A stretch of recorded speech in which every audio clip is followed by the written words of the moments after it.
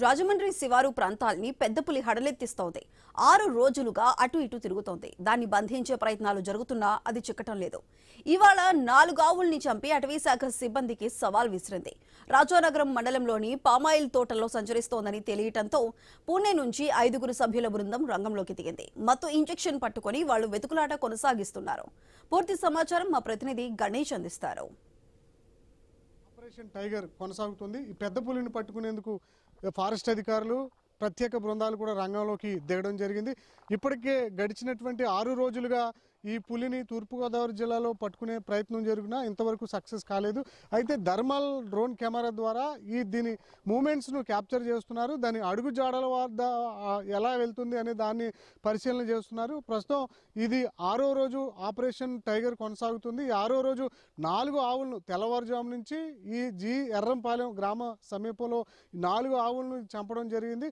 రక్తం మరిగిన పులిలాగా ఇది ఇవాళ 4 ఆవులను చంపడంతో రైతు తీవ్రంగా నష్టపోయినటువంటి పరిస్థితి నెలకొనడం జరిగింది. ప్రస్తుతం కూడా మనం చూస్తున్నాం కదా, పులి మోహరించి ఉన్నటువంటి ప్రాంతం ఎర్రపాలెంలో ఉన్నటువంటి ఈ కొబ్బరి తోటలు, పామాయిల్ తోటలు, ఈ పరిసర ప్రాంతాల్లోనే ఈ పులి సంచరిస్తోంది. ఈ సంచరిస్తున్నటువంటి పులితో ఈ చుట్టుపక్కల రాజానగరం మండలంలో ఉన్నటువంటి గ్రామాల ప్రజలంతా కూడా భయాందోళనలో ఉండడం జరిగింది. ముఖ్యంగా ఫారెస్ట్ అధికారులు, ఇతర అధికారులు దీన్ని త్వరితగతిన పట్టుకుని ప్రజల ప్రాణాలకు ఇబ్బంది లేకుండా దీన్ని ఇక్కడి నుంచి సురక్షితమైనటువంటి అటవీ ప్రాంతానికి తరలించాలని చెప్పి స్థానికంగా ఉన్నటువంటి ప్రజలు కోరుకుంటూ ఉన్నారు.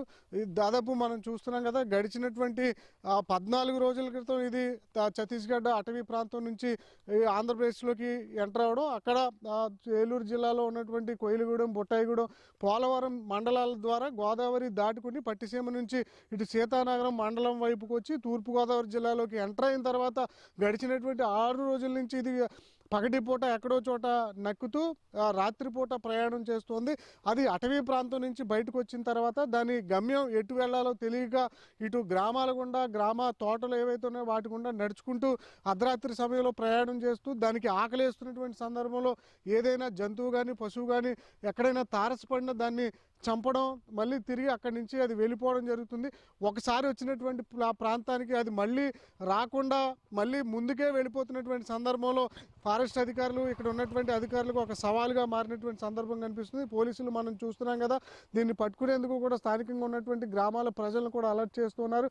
ప్రజలు భయాందోళనకు గురి కాకుండా సహకరించాలి, ఈ ప్రాంతం వైపుకు రాకూడదు. ఎందుకంటే మనుషులు కనపడితే అది మరింత భయంతో అది నక్కి కనపడకుండా పోతున్నటువంటి సందర్భం కనిపిస్తుంది. అందువల్ల ఇక్కడ ఉన్నటువంటి జనాన్ని కూడా సహకరించాలని చెప్పి కోరుతున్నారు. పశువులు చనిపోతుండడంతో రైతాంగంలో ఆందోళన కనిపిస్తుంది.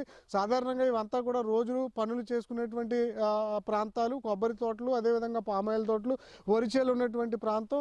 ఇదే క్రమంలో నిత్యం పనులు ఉన్నటువంటి ప్రాంతంలో ఇది ప్రస్తుతం సంచరిస్తూ ఉండడంతో పనులు కూడా మానేసి ఉండాల్సినటువంటి పరిస్థితి ఏర్పడడం జరిగింది.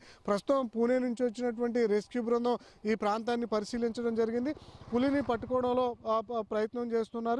ఇది ఎన్ని రోజుల పాటు అవుతుందనేది చూడాల్సి ఉంది. ప్రస్తుతం మనం చూస్తున్నాం కదా రెస్క్యూ ఆపరేషన్ కొనసాగిస్తున్నటువంటి అధికారులు మనతో ఉన్నారు. వారిని అడిగి తెలుసుకునే ప్రయత్నం చేద్దాం. ఇప్పుడు ఇది ఎర్రంపాలెం గ్రామం అండి. ఇక్కడ 3 క్యాటిల్ని కిల్ చేసిందండి.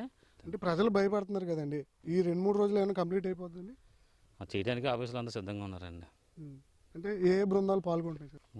అంటే మాకు స్పెషల్ టీమ్స్ కొన్ని వచ్చినాయండి, అవి పాల్గొంటాం. డీటెయిల్గా నాకు పెద్ద శాస్త్రం తెలుసుకోవాలి. ఓకే, చూస్తున్నాం కదా, మొత్తానికి అయితే ఆపరేషన్ కొనసాగిస్తున్నారు. మేబీ ప్రజానికానికి ఇబ్బంది లేకుండా త్వరలోనే దీన్ని ముగిస్తామని చెప్తున్నారు.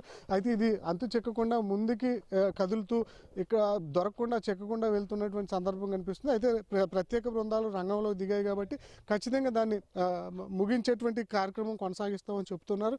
అయితే మనం చూస్తున్నాం కదా, గడిచినటువంటి ఏడాది ఒక చిరుత ఈ ప్రాంతాల్లోనే సంచరిస్తూ 20 రోజుల పాటు ఉండి తిరిగి మళ్ళీ అది గోదావరి దాటుకుని వెళ్ళిపోవడం జరిగింది. అయితే ఈ పెద్ద పులి మాత్రం ఇక్కడ ఉన్నటువంటి జంతువుల మీద దాడి చేస్తుంది. గతంలో వచ్చినటువంటి టైగర్ ఎక్కడా కూడా డాగ్స్ మీద మాత్రమే దాడి చేసింది, పశువుల మీద ఎక్కడా దాడి చేయలేదు. కానీ ఈ పెద్ద పులి మాత్రం కేవలం గేదెలు, ఆవుల మీద దాడి చేస్తుంది, ప్రజల మీద ఎక్కడ దాడి చేయలేదు. అంటే ఆ టైంలో అది ప్రజలు ఇవ్వకపోవడంతో అది ప్రజల ప్రాణాలకు ఇబ్బంది లేదు. కానీ ఒంటరిగా దొరికితే మాత్రం ఖచ్చితంగా దాడి చేసేటువంటి లక్షణాలు దాని దగ్గర కనిపిస్తున్నాయి.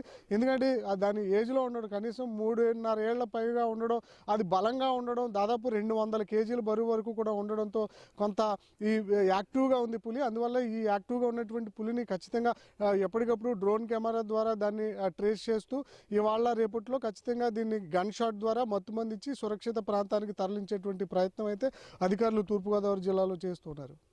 బాలుతో Ganesh, i News, G Erravaram గ్రామ పరిసర ప్రాంతాల నుంచి.